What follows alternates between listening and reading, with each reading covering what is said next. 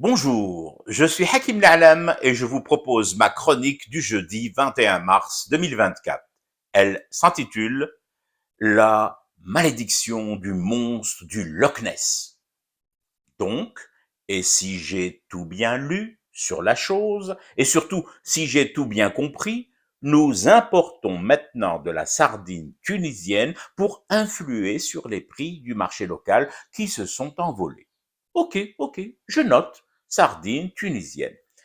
Juste avant, nous avions commencé à importer de la viande fraîche d'Espagne et du Brésil. Pourquoi changer le motif, la raison de cette importation, puisque ça semble marcher? Je note donc aussi importation de viande espagnole et brésilienne pour tirer les prix du marché vers le bas.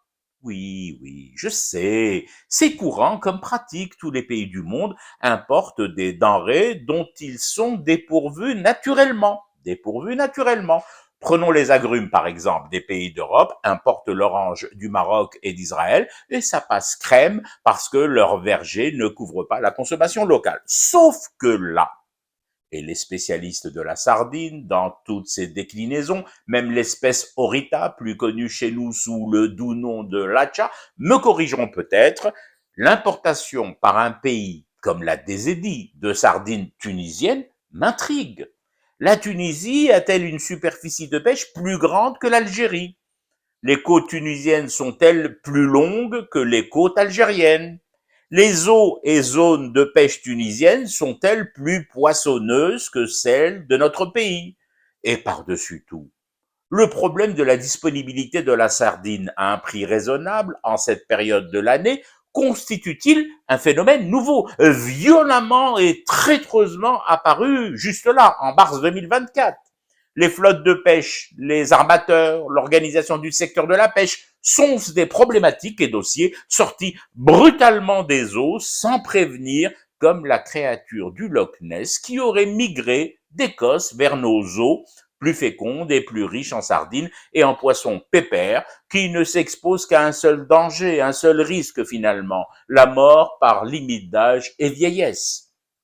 Maintenant, si on me dit et si des géomètres maritimes m'apportent la preuve que les zones de pêche tunisiennes sont effectivement plus grandes, c'est possible, plus longues et plus larges que les nôtres, si on m'explique que les bateaux tunisiens, leurs sardiniers, résistent mieux aux houles et météo que les nôtres, promis, je fermerai ma gueule de mérou et resterai muet comme une carpe sur le sujet. Oui, promis, juré. Tiens, mieux encore, j'irai jusqu'à présenter de plates excuses. Non, je ne vous la ferai pas, celle de plates comme des sols. Oui, des excuses à mon poissonnier.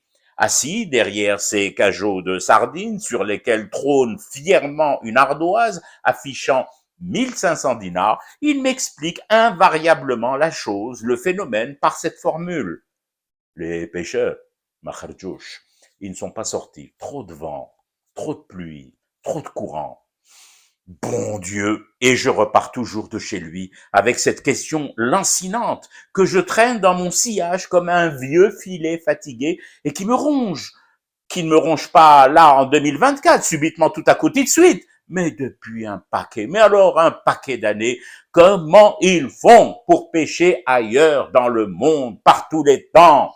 Les chalutiers britanniques, russes ou norvégiens sont-ils conçus dans une matière totalement insubmersible? Leurs pêcheurs ont-ils été vaccinés à vie contre le froid, la pluie et les grasses matinées? Et puis, surtout, les écarts de température et de météo entre la Désédie et la Tunisie voisine, tellement voisines, sont-ils à ce point énormes que nous nous rabattions sur la sardine tunisienne à 500 dinars le kilo?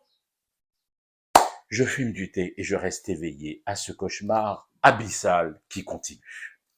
C'était Hakim L'Alam, je vous retrouve samedi pour une autre chronique et une autre façon de dire son amour à l'Algérie.